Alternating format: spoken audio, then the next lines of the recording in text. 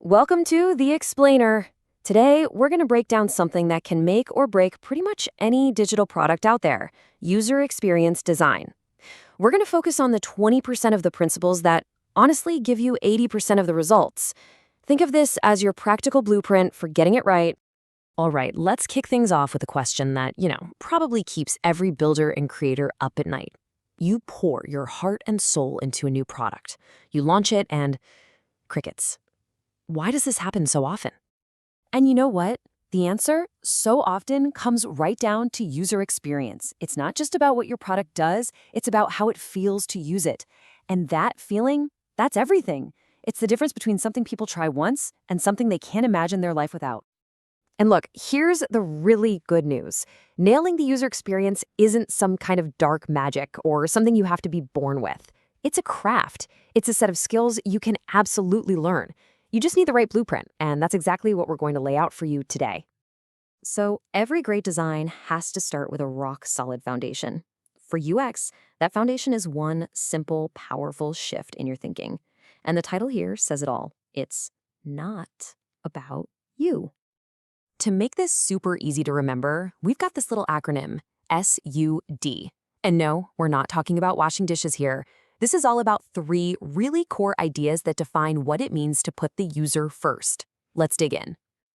First up, S is for surprise. This is all about going just a little bit beyond what people expect. It doesn't have to be some giant expensive feature.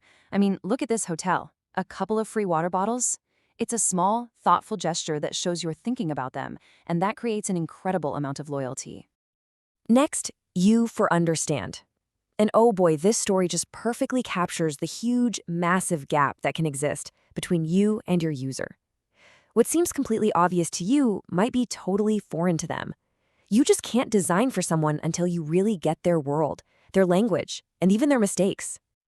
And finally, D for details. So why on earth would a guy like Steve Jobs care about a single tiny pixel? Because in a crowded market, when everyone's features are basically the same, the details are the only thing you have left. That extra bit of polish, that craft, users can feel that even if they can't quite put it into words. Okay, so we've got the mindset down. Now let's get some actual tools in our hands. How do we go from just thinking about the user to actually genuinely stepping into their shoes? Look, you do not need a PhD in research to get started. To get 80% of the value, you really only need to start with these 2 things. First, just talk to maybe 5 people who could be your users. Listen, then take all that juicy info and boil it down into a persona, a simple 1-page profile of your ideal user. This gives you a real person to design for, not just some vague idea. And that's the whole point, right? This entire toolkit, the interviews, the personas, it's all just to hammer home this one single, absolutely vital truth. Every single decision you make should be filtered through the question, what would Sarah, the busy mom, want? Not, what do I think is cool? Okay, so we get the user, but what about the business? We gotta make money, right? That brings us to the keystone of our whole blueprint, the piece that holds it all together, connecting what the user wants with what the business needs. This is really the strategic heart of UX. Your job is to find that sweet spot, that elegant solution that makes the user happy and achieves the business goal. It's not a fight between the two. Great UX design is where you find the win-win. That's where the magic happens. So you've designed your solution. You've built this amazing bridge. But is it actually any good? How do you get past just opinions and really know if it's working? Well, you need a way to measure it. Instead of just guessing or arguing in meetings, we can pull out this incredible tool, the LEMErS framework. Think of it like a quality checklist for your design.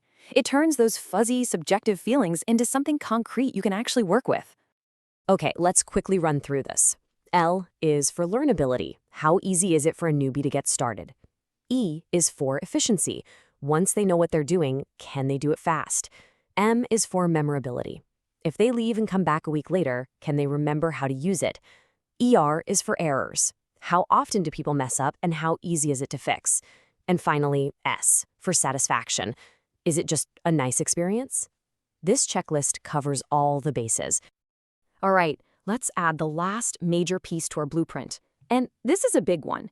It's a piece of wisdom that can feel a little weird to creative people at first, but trust me, it's one of the most user-friendly things you can possibly do. Here it is. Don't reinvent the wheel. Seriously. We all want to be innovative, to create something totally new. But sometimes the smartest, most helpful thing you can do is to be completely, unapologetically boring. I mean, think about it. Your user has spent thousands of hours learning that a magnifying glass means search. They know you scroll up and down. They know what a button looks like. Don't force them to learn a whole new language just for your product, unless your new way is just ridiculously better. Use their existing knowledge. It's a shortcut. And this is so, so important. When you break one of those unwritten rules, you're not just being clever. You are actively creating friction. You're creating frustration. And that frustration, man, it can outweigh any benefit from your cool new design. Be innovative where it counts, not everywhere. So let's pull this all together. It starts with that SUD mindset: surprise, understand, and obsess over the details. Then you use simple tools like interviews and personas to really get your user. You build a bridge to the business needs, you measure your work with LEMErS, and you finish it all off by embracing patterns people already know. See, it's not one big thing. It's about getting 1,000 little things right. And that brings us to the final thought I want to leave you with. Forget about redesigning your entire product. Think back to that hotel in Vegas. What's your free bottle of water? What's one tiny, thoughtful thing you could improve for your user right now that would just make their day a little bit better? Start there.